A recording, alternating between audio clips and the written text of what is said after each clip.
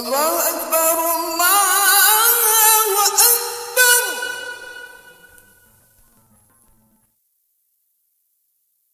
Allahu Akbar, Allahu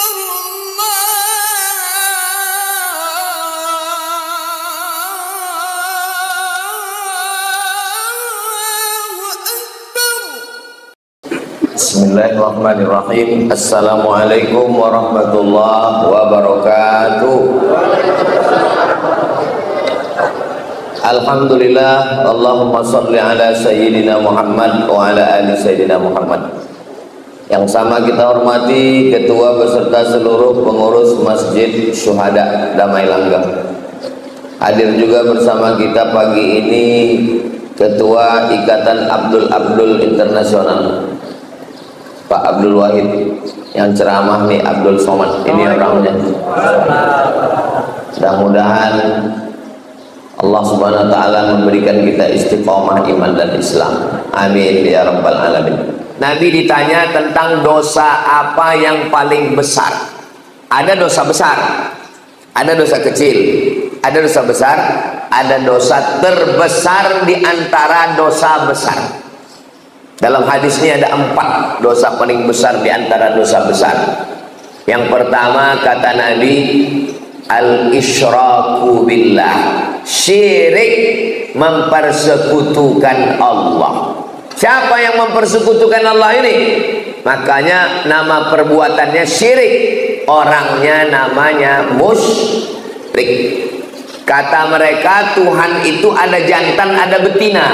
Tuhan yang jantan namanya Allah, Tuhan yang betina namanya Lata. Ada Lata, ada Uzza, ada Manat, ada Hubal, ada Jibti, ada Tauhud, ada Naham. Tuhan jantan namanya Lata, Tuhan betina Tuhan jantan namanya Aziz, Tuhan betina namanya Uzza. Tuhan jantan namanya Manan, Tuhan betina namanya Manat. Tuhan jantan namanya Allah, Tuhan betina namanya Lata. Nikah Tuhan jantan sama Tuhan betina tadi, lahirlah anak-anak Tuhan. Anak Tuhan itu malaikat-malaikat, banatullah, anak Tuhan. Jadi tentang cerita Tuhan punya bini dan punya anak, itu kerja orang musyrik. Dari mana pemikiran Tuhan berbini beranak ini? Ini datang dari budaya Yunani kuno. Ada Tuhan jantan namanya Zeus, yang sekarang sudah masuk dalam game online dan judi online. Zeus ini punya bini Tuhan. Lalu lahirlah anaknya laki-laki, turun dari langit ke bumi. Nama anaknya itu Hercules, anak Zeus. Bini Zeus mati, kemudian Zeus berbini lagi. Bininya yang kedua ini jahat, kejam, memusuhi Hercules. Itulah setan. Jadi kalau ada bini jahat berarti tak ada saya bilang begitu. Jadi mitologi namanya. Ketika datang Nabi Muhammad SAW, ajarannya yang pertama adalah jangan syirik. Makanya kalau orang mau masuk Islam, dia mesti bisa mengesampingkan ini semua. Ajaran pertama dalam Islam, la ilaha. Kau jangan menyembah pokok kayu. Menyembah pokok kayu itu syirik, karena menduakan Allah. Kita diajarkan 17 kali sehari semalam, iyyaka na'budu wa iyyaka nasta'in. Ini sekarang banyak orang iyyaka na'budu wa dukun nasta'in. Kenapa berdukun itu syirik? Karena dukun-dukun berkawan sama setan. Dukun mintanya ke setan. Saya tak percaya Pak Ustadz dukun itu mintanya ke setan. Buka Quran juz 29. Ada satu surat namanya surat Al-Jin. Kenapa surat Al-Jin? Bapak dengarkan aja pengajian. Ya, karena pengajian subuh ini sudah direkam. Kenapa surat Al-Jin? Karena memang makhluk jin itu ada. Siapa yang tak percaya kepada jin, berarti dia tidak percaya kepada surat Al-Jin. Kalau tak percaya kepada surat Al-Jin, berarti tak percaya kepada Quran. Jadi kalau ada orang mengatakan kau jangan percaya kepada jin, loh, memang ada dalam Quran. Yang tidak boleh itu adalah percaya bahwa jin bisa menguasai kita. Itu yang tak boleh. Karena yang berkuasa hanya Allah. La haula wala quwwata illa billah. Makanya sebelum tidur malam dibaca Al-Fatihah sekali, Qul huwallah 3 kali, Al-Falaq sekali, An-Nas sekali, ayat kursi sekali, dihembuskan ke tapak tangan, disapukan ke muka, ke kepala, ke badan. Dibacakan Fatihah sekali, Qul huwallah 3 kali, Al-Falaq sekali, An-Nas sekali, ayat kursi sekali, dihembuskan ke air, diminumkan, dimandikan. Air yang sudah dibacakan ayat-ayat tak boleh dipakai cebok, diminum habis. Takut saya terkencing-kencing Pak Ustaz, siramkan ke pokok bunga. Kalau terganggu yang anak gadis, yang cantik-cantik, jangan sombong, karena tak semua laki-laki itu bisa menerima kenyataan. Nanti sakit hati dia, diganggunya pinggir jalan. Adik, mau tak nikah sama abang? Diam kau kucing kurap. Wih. Diambilnya air liur itu, dibawanya ke dukun. Dukun minta ke setan, dibacakannya mantra. Kakang telinga bosi, mulut kesongkang, gigi terkunci. Makan mie ayam, nampak muka jantan tuh bergelombang. Makan bakso, nampak muka dia. Pas mau makan gulai sate, nampak dia. Siang malam terbayang-bayang, makan tak kenyang, tidur tak lelap, kena pelet. Saya di rumah ada juga pelet ikan koi. Maka anak-anak kita diajarkan membaca-baca. Bang Abdul Wahid pun perlu juga ini, tak perlu kita ajari dia taman pesantren. Baca-baca. Kenapa? Tidak semua orang niat baik, dukun, santet, jin, setan, segala macam. Saya jadi dewan juri musabaqah tilawatil Quran Kabupaten Indragiri Hulu di Pematang Rebah. Pagi-pagi pergi saya mau sarapan. Pas mau sarapan dipanggil orang. Ustaz Somad, Ustaz Somad. Ada apa? Saya bilang, tolong Pak Ustadz, ini diganggu jin. Rupanya ada anak gadis perempuan, matanya orang itu rupanya udah membacakan ayat kursi, jinnya tak keluar. Suruh orang itu saya membaca, tak mungkin saya nolak. Masa LCMA nolak? Gengsi lah. Sebetulnya saya tak pernah meruqyah, tapi karena disuruh ruqyah. Orang tuh kenapa jinnya tak keluar? Dibacanya pelan. Allahu la ilaha illa huwal hayyul qayyum. Mana mau dia keluar? Pas disuruh saya baca, saya bacakan. Karena perempuan tak boleh kita pegang kepalanya. Nah, kalau ada nanti orang ruqyah bilang ini mesti dipegang, ini jinnya kuat ini, itu hantu dia tuh. Saya baca ke telinga sebelah kanan dari jarak jauh. Allahu la ilaha illa. Sadar dia. Entah jin itu takut, entah terlalu kuat, Allahu a'lam. Sehat dia. Alhamdulillah. Sejak itu takut saya. Sejak itu kalau ada orang kerasukan diganggu jin, saya kasih nomor kawan saya. Hubungi nomor ini. Satu hari salah nomor, rupanya nomor BNN. Badan Narkotika Nasional.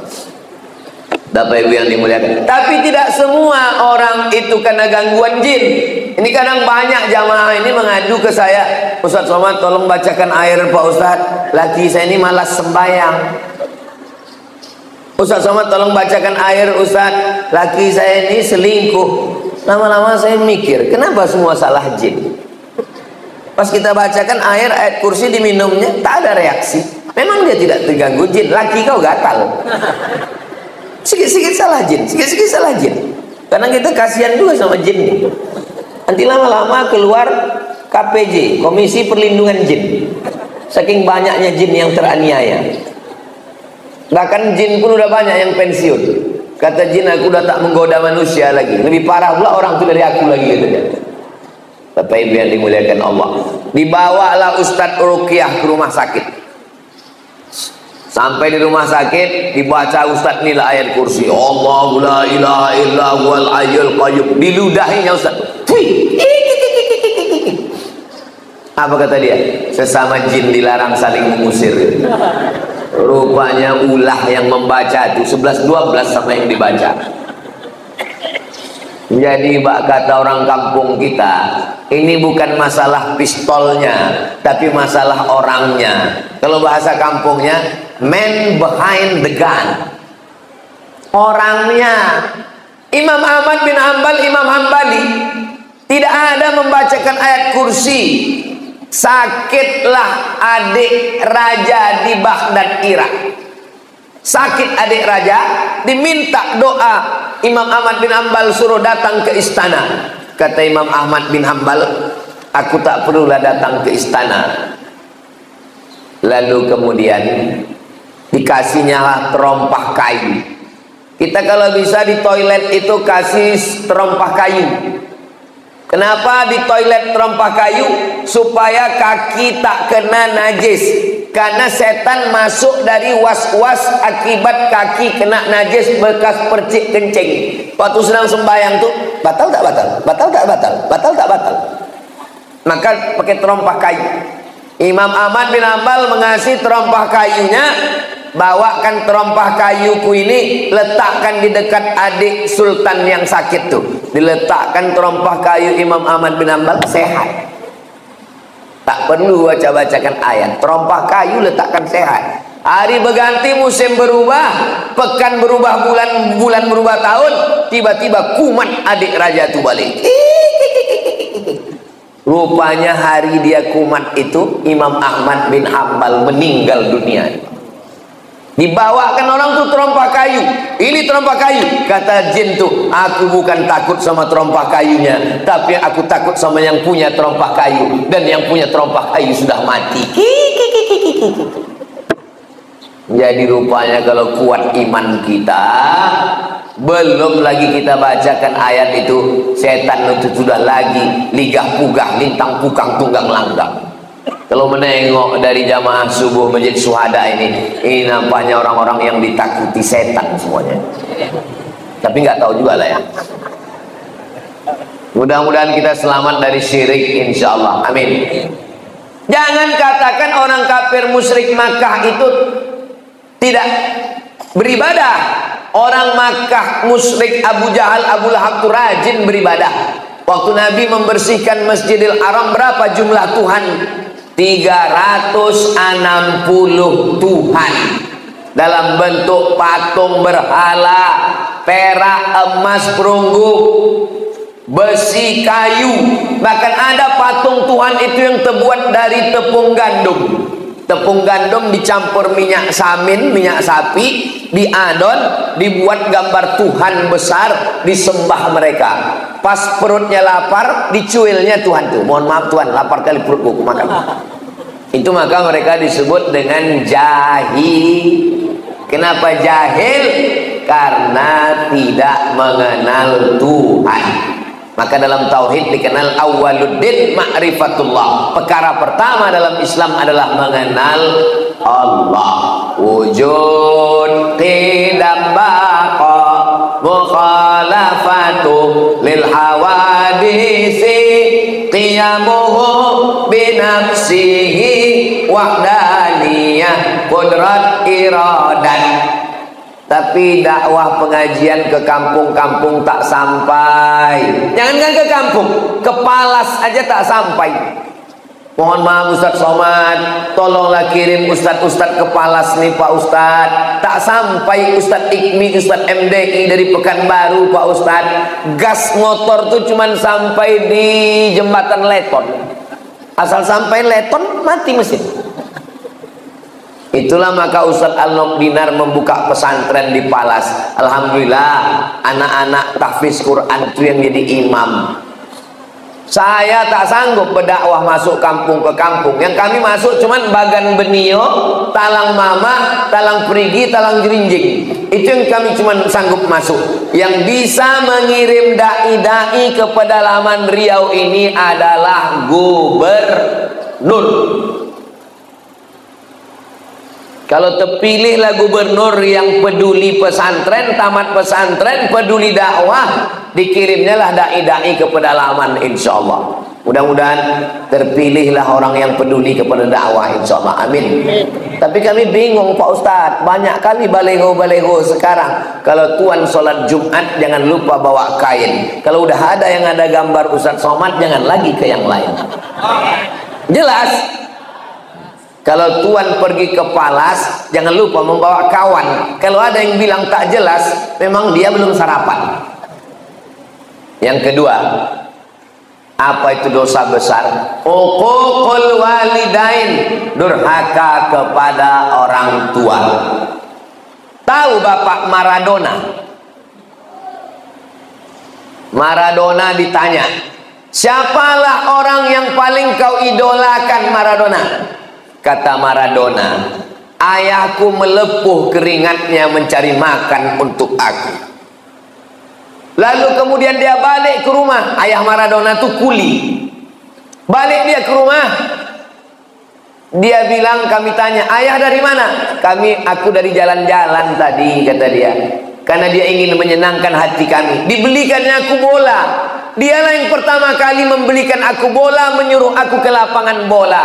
Tak layak aku membanggakan orang lain, sementara ayahku yang sudah berpeluh keringat darah air mata membelikan bola untuk aku. Jadi Maradona itu mungkin akidahnya tak sama dengan kita, tapi pasal kepada orang tua, dia termasuk orang yang berbakti kepada orang tua. Saya tidak mengajak Bapak Ibu suka sama Maradona, tak suka ya tak apa-apa. Kita bebas, kita demokrasi kok. Tapi jangan caci maki, sumpah serapah, ejek mengejek, bully membuli. Begitu juga dalam hal masalah pilkada ini. Jangan, beda biasa. Tapi jangan caci maki, sumpah serapah. Kalaupun ngejek, hati-hati juga. Ini survei kan udah 35%. Susah mengejarnya. Kalaupun ngejek, ya sekedarnya aja lah. Susah nanti memperbaiki hubungan kita. Saudaraku yang dimuliakan Allah Subhanahu wa taala. Jadi masalah orang tua, mudah-mudahan anak-anak kita ini semua anak-anak yang berbakti kepada orang tua, insyaallah. Amin.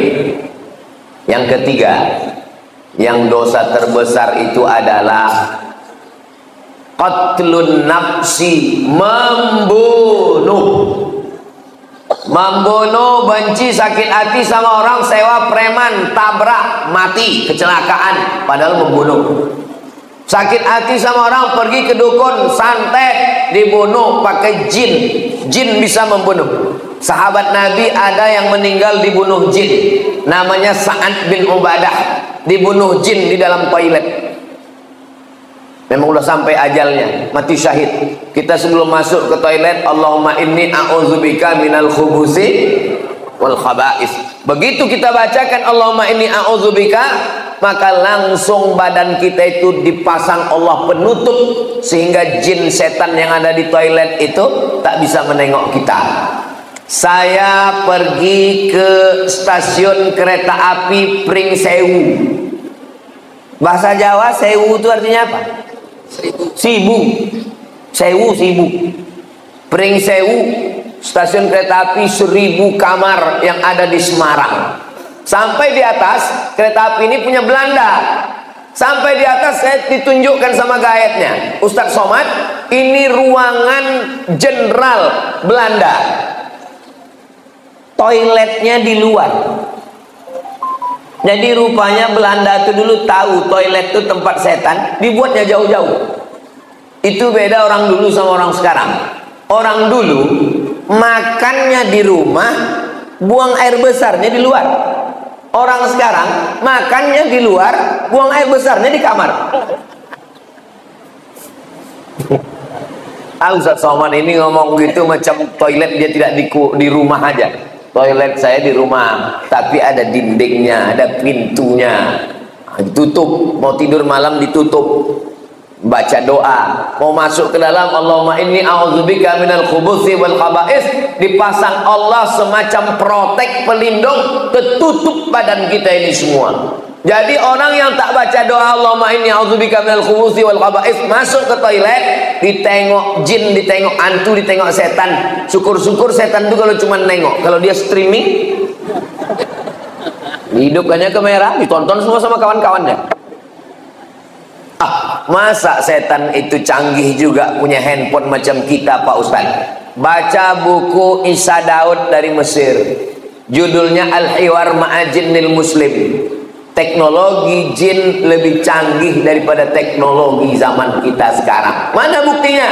Jin Ifrit sanggup memindahkan kursi Balqis dari Yaman ke Palestina sebelum Nabi Sulaiman berdiri. Kata Nabi Sulaiman, ayyukum ya'tini bi'arsyiha qabla an ya'tuni. Siapa yang sanggup membawa kursi Balqis dari Yaman ke Palestina 3000 km sebelum Ratu Bilqis sampai?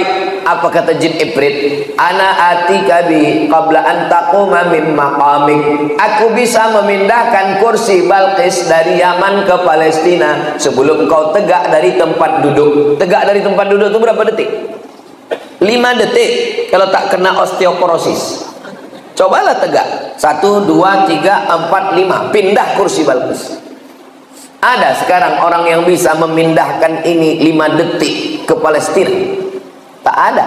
Kalau ada kita minta jasa dia memindahkan supaya Benyamin Netanyahu itu pindah ke Damai Langgeng. Sampai sini baru kita gulai dia. Asam pode. Uququl walidain, durhaka pada orang tua yang keempat. Pertama, syirik. Kedua, durhaka orang tua. Yang ketiga, membunuh. Yang keempat, syahadatuz zur, kesaksian palsu. Jangan bersaksi palsu. Saya nggak pernah bersaksi palsu Pak Ustaz. Orang kalau sudah disebut saksi palsu, bayangan dia di pengadilan, ditanya hakim, apakah saudara melihat peristiwa ini? Saya melihat Pak Hakim, padahal dia tak menengok. Jangan lupa, kita bersaksi palsu ini bukan di pengadilan. Bersaksi palsu di mana? Di masjid. Di masjid kita bersaksi palsu. Berdirilah keluarga ahli waris. Apakah jenazah ini baik? Baik. Kau sudah memberikan kesaksian palsu. Bukan kau kenal siapa dia. Tak koruptornya dia, tak makan haramnya dia. Saya kalau ditanya jamaah, dan saya belum pernah seumur-umur menjebak jamaah. Saya kalau ditanya orang, apakah jenazah ini baik? Aku tak tahu. Bilang. Mana kita tahu? Tapi kalau orang itu baik, memang saya bersaksi. Beberapa jenazah saya tulis di Instagram, aku bersaksi orang ini baik. Kita bersaksi. Ada hadisnya tentang bersaksi jenazah ini, ada hadis sahihnya.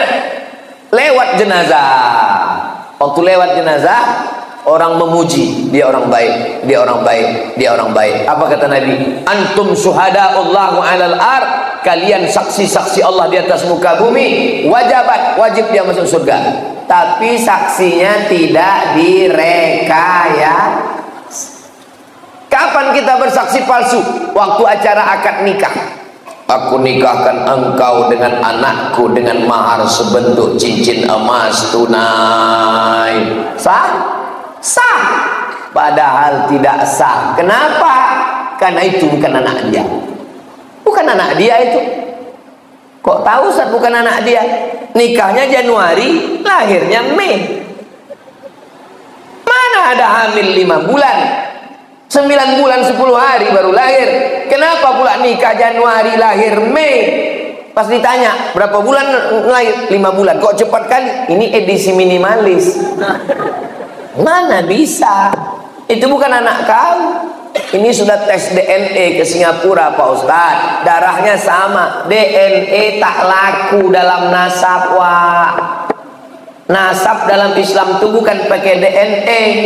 Tapi bila jelas itu memang maaf cakap memang benih dia, tak ada laki-laki lain. Kenapa tak diakui? Di mana kesalahan dia? Kesalahan dia satu, mencoblos sebelum hari H.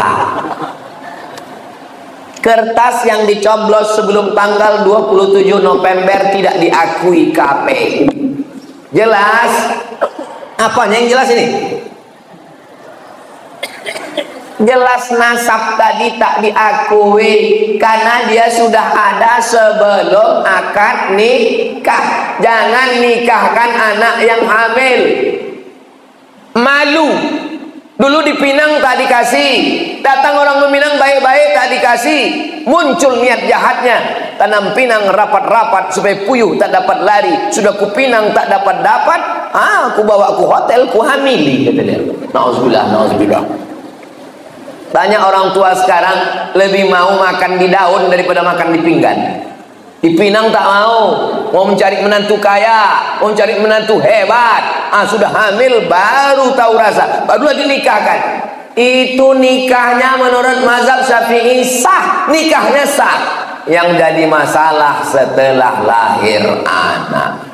Lahir anak tak boleh dibinkan ke dia karena itu bukan anak dia. Lahir anak mati si bapak, anak ini tak dapat hak tawaris karena mereka tak ada hubungan nasab. Lahir anak laki-laki, setelah itu lahir adiknya perempuan.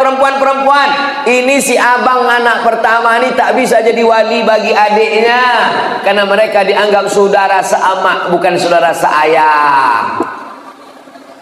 Meninggal tak dapat warisan, menikah kebetulan anak hasil coblos sebelum hari H tadi, anak itu perempuan 25 tahun umurnya, cantik, dipinang orang, tak bisa kau walikan pak, itu bukan anakmu. Lalu walinya siapa kalau dia mau nikah nanti? Fasultanu waliyun man la waliyalaha, walinya adalah wali hakim pakku. Enggak enak lah Pak Ustadz, saya dulu kenapa enak? Enggak enak lah Pak Ustadz, saya kan bapaknya, gimana cara saya menolak? Mesti kuajari juga cara menolak, pura-pura mencret, kalau sakit perut tak bisa. Kalau ditanya Pak Kua, mohon maaf Pak Kua, aku tak bisa mewalikan ini. Pak Kua tahulah, iyalah bukan bapak aja, memang udah begitu, udah kebanyakan sekarang itu bapak. Jaga anak-anak kita pak, jaga anak-anak kita bu. Saya ini lemah penceramah ustadz, yang bisa menjaga itu adalah pemimpin yang bisa memasukkan pendidikan agama ke sekolah umum, merendahkan biaya pendidikan pondok pesantren. Ustadz Al-Nob ini pimpinan pesantren Nurul Azhar Palas, 1 tahun 25 orang gratis, 25 orang, sekarang 100 orang gratis laki-laki di Palas. Saya di Mahat Az-Zahra Rimba Panjang perempuan, setahun gratis 25 setahun cuman 100 orang yang sanggup kami gratis. Jadi Ustaz Somad menggratiskan santri di Rimba Panjang 100 gratis, yang lain bayar. Dari mana Ustaz bisa dapat duit 100 itu? YouTube. Jadi kalau ada orang memfitnah saya, memang sakit hati saya. Itu Somad itu beli mobil itu dari YouTube tuh. Itu maka bunyi knalpotnya tuk tuk tuk tuk tuk tuk. Semua duit YouTube itu untuk makan santri, gaji guru, beli beras, beli gulai, beli ikan, bayar listrik, bayar lampu. Tidak pernah duit YouTube ini masuk ke rekening saya. Masuk semuanya. Ustaz ku tengok keliling kemana-mana dengan Bang Abdul Wahid. Kenapa Ustaz berkeliling? Apa salahnya sesama Abdul saling tolong menolong? Ini jangan-jangan Ustaz dapat duit banyak ini Pak Ustaz. Tanya Ustaz Al-Nob. Kita punya program 20 jam, hari Sabtu, hari Jumat Sabtu, Jumat Sabtu bulan Oktober, Jumat Sabtu bulan November. Semua duit yang masuk diserahkan untuk makan santri, gaji guru. Ini perlu saya jelaskan di tempat yang suci ini, supaya apa? Jangan ada dusta di antara kita. Bapak Ibu yang dimuliakan Allah, jelas? Rasanya jelas. Tak terasa waktu ini berlalu, sudah habis waktu sholat sunat isyraq masuk. Padahal tadi saya bilang jawab pertanyaan. Rupanya kalau kita ceramah di tempat orang yang hatinya bersih itu, tak terasa waktu itu berlalu. Saya pernah ceramah di tempat orang yang hatinya suntuk, lama kali terasa tausiah. Kapan itu Pak Ustaz? Waktu acara buka bersama. Oh, gini loh orang ternyata. Selesai tausiah, mohon maaf Pak Ustaz, saya mohon maaf Bapak Ibu, saya tadi waktu tausiah itu lama kali saya rasa, saya bilang. Kata jamaah itu, kami yang mendengar lebih lama lagi Pak Ustaz.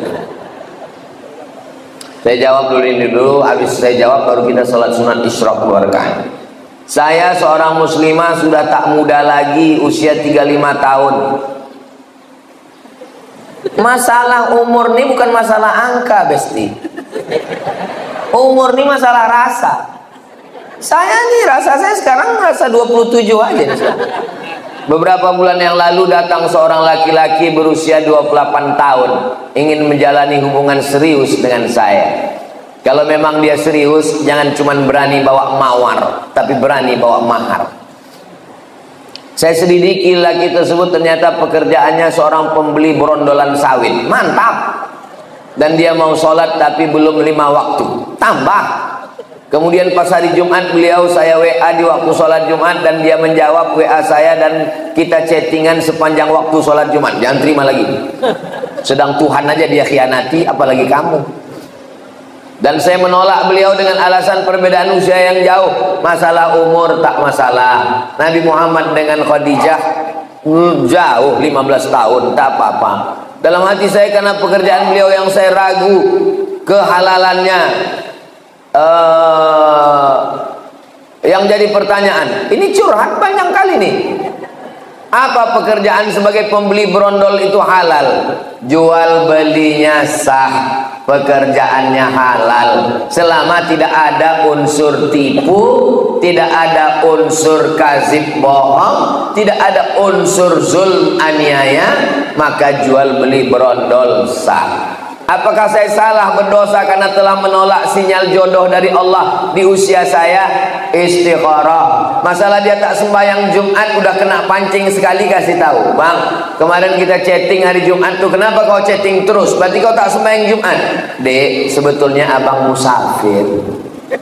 Oh, tak boleh kita sembarang tuduh. Mudah-mudahan dia sholat. Kalau dia mau, bagus, terima dia dengan baik. Mudah-mudahan jadi keluarga yang sakinah, mawaddah, warahmah, insyaallah. Amin ya rabbal.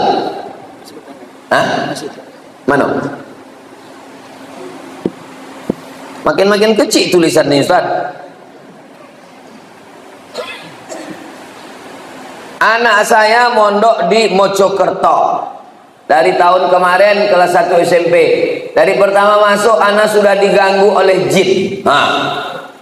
Anak saya tetap bertahan dan selalu beberapa bulan kuku anak saya dicabut satu persatu oleh jin ini. Anak saya sering pulang hampir 1 tahun begitu terus, Ustazah. Anak saya suruh pindah pondok, tidak.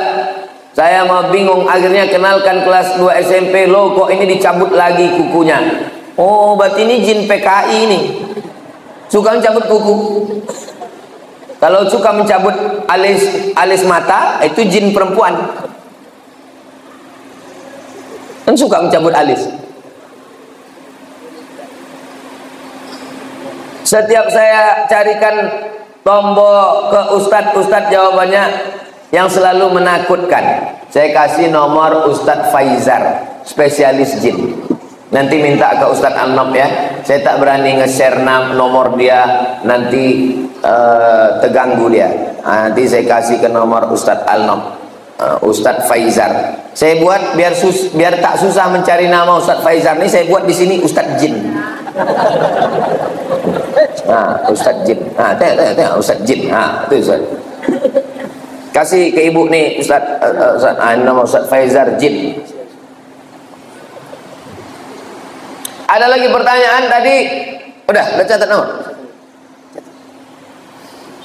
Nanti kirim ke ibu tuh nomor Ustadz Faizal. Bolehkah berhajat ingin rumah cepat terjual ditebus dengan puasa? Oh, jadi kalau rumah terjual puasa, kalau tak laku-laku tak puasa-puasa. Itu namanya nazar. Nazar itu membuat amalan sunat menjadi wajib. Nazar namanya. Aku bernazar nanti kalau begini-begini aku akan, kalau lulus anakku ini PNS aku akan berkurban, kalau tak lulus aku tak berkurban sampai mati. Itu merajuk namanya.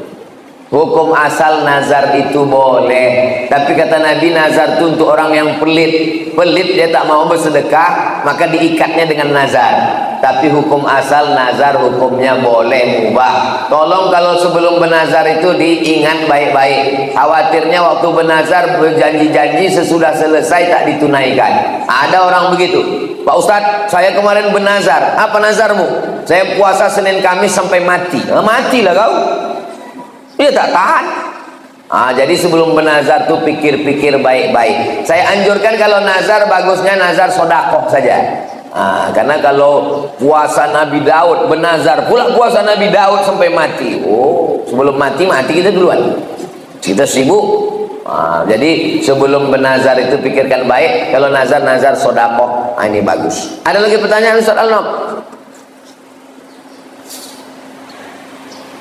Apakah cerita Sa'ban dan Sa'labah itu termasuk hadis palsu, Pak Ustaz? Hadis palsu. Usah diriwayatkan lagi. Usah disebar-sebarkan lagi. Man kadzdzaba alayya muta'ammidan, siapa yang berdusta kepadaku secara sengaja, falyatabawa maq'adahu minan nar, siapkanlah tempat duduk dari api neraka. Jadi kalau ada penceramah meriwayatkan hadis palsu satu hari sekali, sebulan booking 30 kursi di neraka jahanam. Hati-hati meriwayatkan hadis. Kalau tak betul-betul sahih, tanyakan kepada ahlinya. Mudah-mudahan kita selamat dunia akhirat insyaallah. Ini ada pertanyaan. Mana tadi pertanyaan Ustaz Al-Nob tadi mengirimkannya? Saya mengalami maaf cakap, keputihan terus menerus. Sebelum sholat saya bersihkan, dan ketika sholat keluar.